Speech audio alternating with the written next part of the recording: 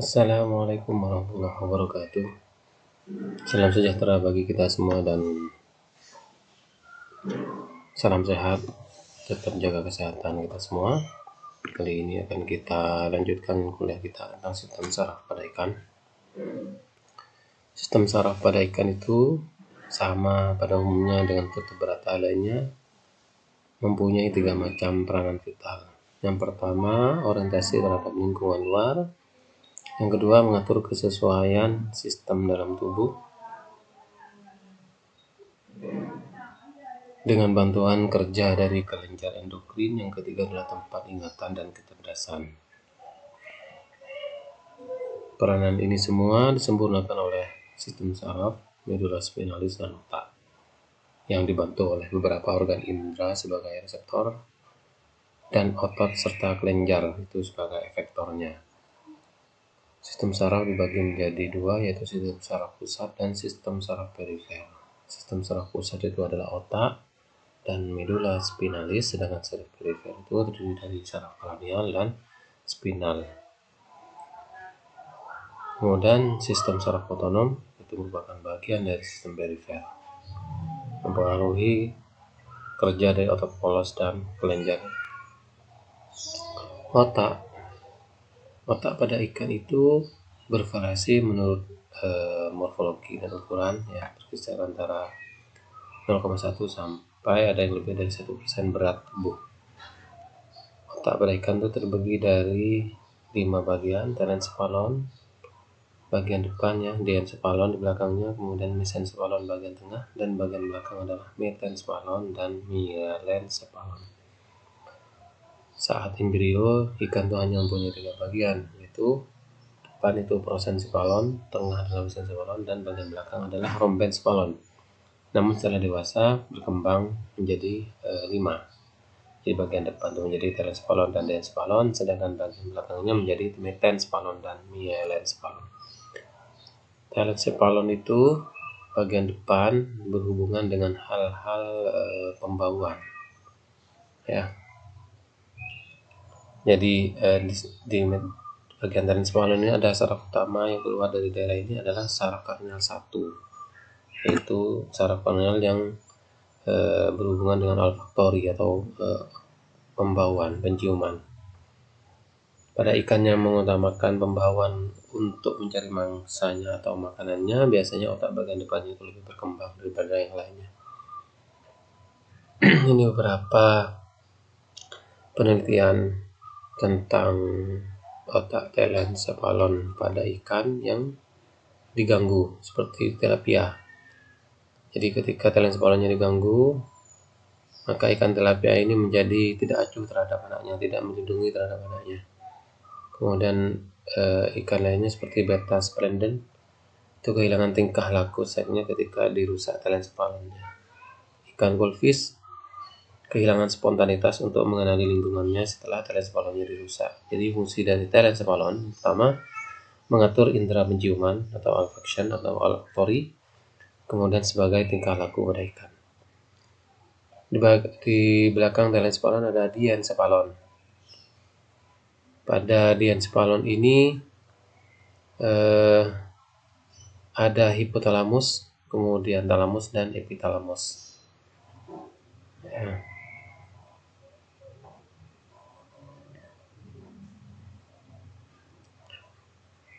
Itu berkaitan dengan organ pineal.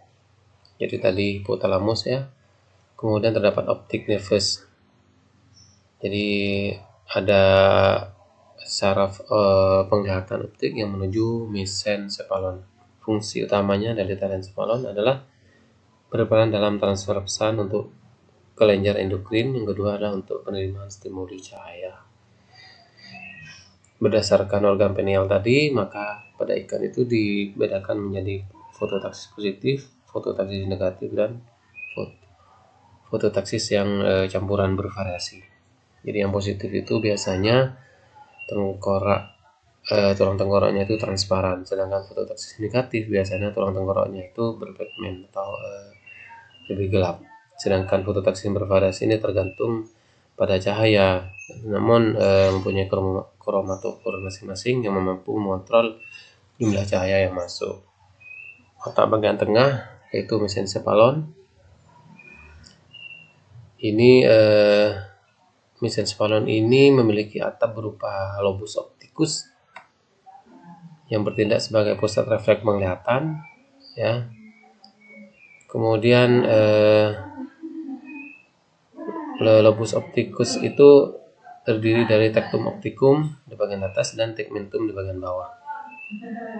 Tectum opticum itu merupakan organ koordinator yang melayani rangsang penglihatan, ya. Bayangan yang terjadi pada retina mata itu akan diletakkan atau dipetakan pada bagian tectum opticum. Sedangkan tegmentum merupakan pusat sel-sel motoris. Pada ikan bertulang sejati, cerebellum itu terbagi menjadi dua bagian besar, yaitu valvula cerebelli dan corpus cerebelli.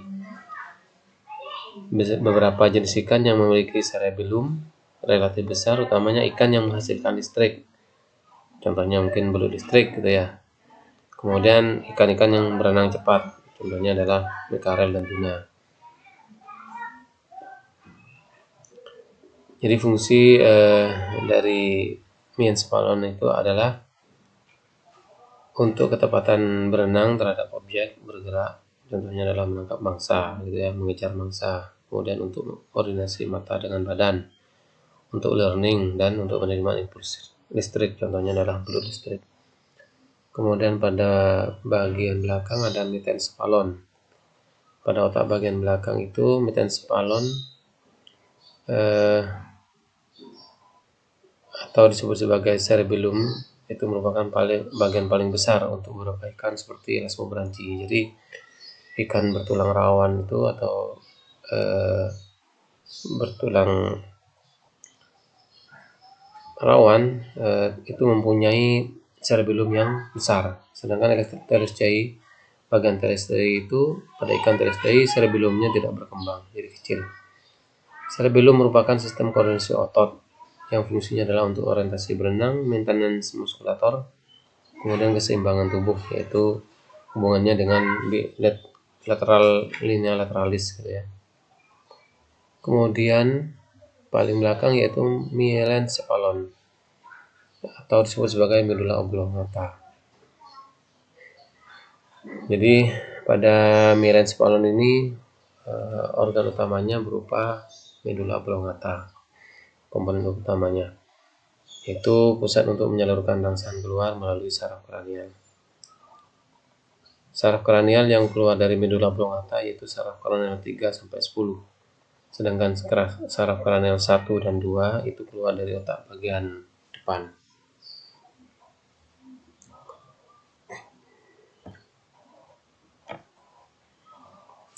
Fungsi dari mesencephalon yaitu untuk mengatur tingkah laku ikan. Contohnya adalah schooling behavior pada ikan herring.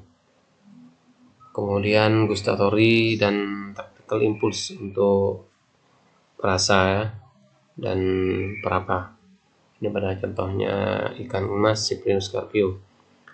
Kemudian respiratory dan osmoregulasi, seperti yang beberapa minggu yang lalu tentang osmoregulasi, itu fungsi dari medula oblongatanya di sana. Kemudian swimming equilibrium, keseimbangan pada saat berenang. Kemudian saraf kranial. Ya, jadi saraf pusat itu otak dan saraf kranial ya. Saraf kranial itu sebagian besar berhubungan dengan bagian-bagian kepala. Selain itu juga berhubungan dengan bagian tubuh lainnya.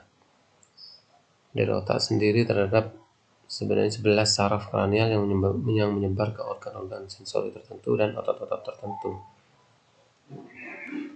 Ini merupakan tadi ya perbedaan antara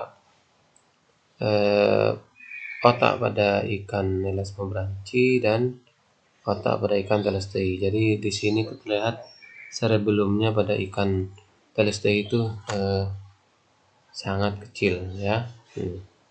Sedangkan pada ikan elasmobranchi cerebellumnya terlihat berkembang besar. Ini adalah rangkuman dari saraf kranial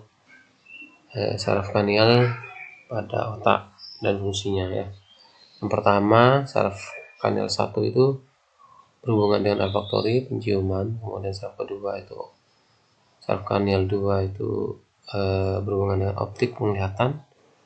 Saraf kanal 3 itu akumulator, saraf kanal 4 itu trochlear, yaitu mengatur otot mata. Kemudian trigeminal itu mengatur otot wajah, rahang, tersensitivitas terhadap suhu. Kemudian abdusen itu saraf kranial ke-6, mengatur otot bergaris pada mata, penggerak mata. Kemudian yang ke-7 fasial, dan yang ke-8 akustik, itu campuran antara sensorik, motorik, kemudian perubahan lingkungan melalui linea lateralis, perubahan gravitasi, dan lain-lain.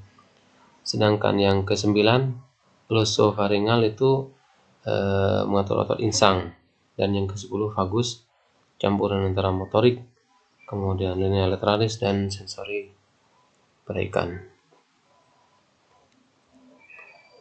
Kemudian spinal cord dan saraf spinal.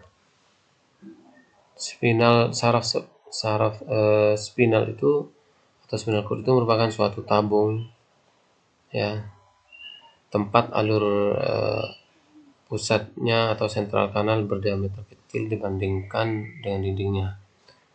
Sekeliling alur pusat membentuk pola yang menyerupai sepasang sayap kupu-kupu pada potongan melintangnya. Kita lihat di dalamnya itu ada sepasang tanduk dorsal atau anterior horn dan sepasang tanduk ventral atau posterior horn. Ini potongan melintang dari spinal cord. Jadi ada bagian ventral horn dan dorsal horn. Jadi seperti sayap kupu-kupu. Nah, ini sistem indera. Organel pada sistem indera itu merupakan sel-sel tertentu yang dapat menerima stimulus dari lingkungan maupun dari dalam tubuh sendiri untuk diteruskan sebagai impuls saraf melalui serabut saraf ke pusat susunan saraf ke otak. Berdasarkan sumbernya atau sumber stimulus organ indera itu ada eksoreseptor, proprioceptor, dan enteroseptor. Kalau eksoreseptor itu reseptor raba dan penglihatan, menerima input dari medium sekitarnya. Sedangkan proprioceptor itu menerima stimulus dari otot sendi dari dalam tubuh ikan. Sedangkan enteroseptor menerima stimulus atau faktor dari lingkungan dalam tubuh, sehingga mempengaruhi kerja otot polos dan kelenjar. Berdasarkan macam rangsang, organ indera itu dapat diklasifikasikan fotoreseptor, statoreseptor, kemoreseptor, fenoreseptor, mekanoreseptor, dan termoreseptor. Foto itu terhadap cahaya, stato itu terhadap perubahan posisi tubuh, kemo itu terhadap rangsangan bahan kimia, feno itu terhadap rangsangan getar, mekano itu terhadap rangsangan mekanik atau fisika, sedangkan termo itu terhadap rangsangan suhu. Mata pada ikan sama seperti lainnya terdiri dari kornea, sklera, lensa, konjuktiva, iris, choroid, layer, dan retina. Ini adalah perbedaan sel batang dan sel kerucut atau sel root dan kun pada ikan yang sensitif terhadap cahaya rendah atau tinggi. Jadi untuk ikan-ikan yang sensitif terhadap cahaya rendah biasanya ada di laut dalam atau nokturnal, itu sel rootnya itu lebih dominan ya dibandingkan sel kunnya. Kebalikannya, pada ikan-ikan yang hidup di laut dangkal atau diurnal itu banyak cahaya, biasanya sel kunnya itu lebih dominan dibandingkan sel rootnya. Ini adalah proteksi terhadap mata ya, biasanya menggunakan multiselular epitelium, kemudian kolagen, stroma, kemudian membran dissemet, kemudian endotelium untuk melindungi mata dari kerusakan. Organ penciuman itu berfungsi untuk merespon bau, deteksi makanan, orientasi, mengenali hormon ya, atau menghindari predator. Organnya berupa kantong di bagian depan kepala. Kalau pada ikan Telisteae itu di depan mata. Kalau pada ikan Elasmobranchi itu ada di depan mulut. Jadi pada ikan bertulang rawan seperti pari, cucur itu organ penciumannya itu ada di depan mulut. Sedangkan pada ikan bertulang jati ada di depan mata.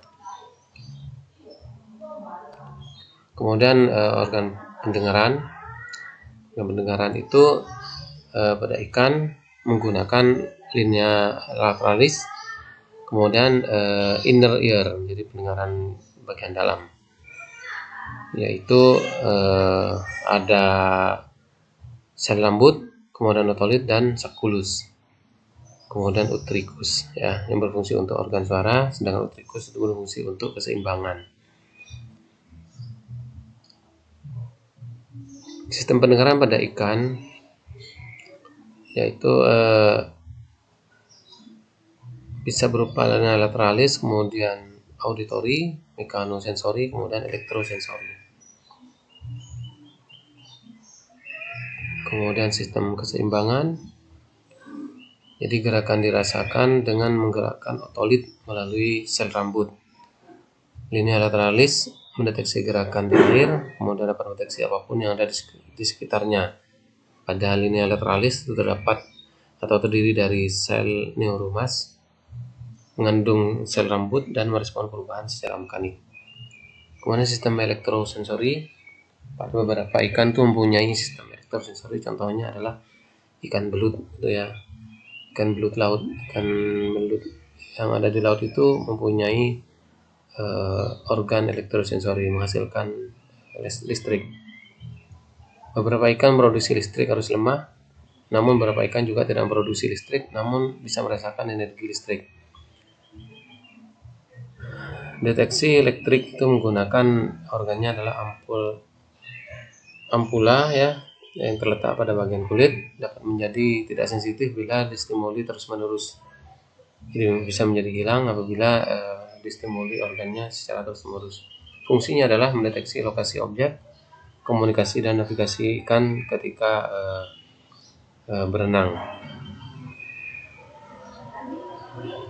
Mungkin itu yang bisa saya sampaikan pada kuliah kali ini. Kalau ada yang kurang jelas nanti bisa ditanyakan di kolom komentar di Classroom. Terima kasih.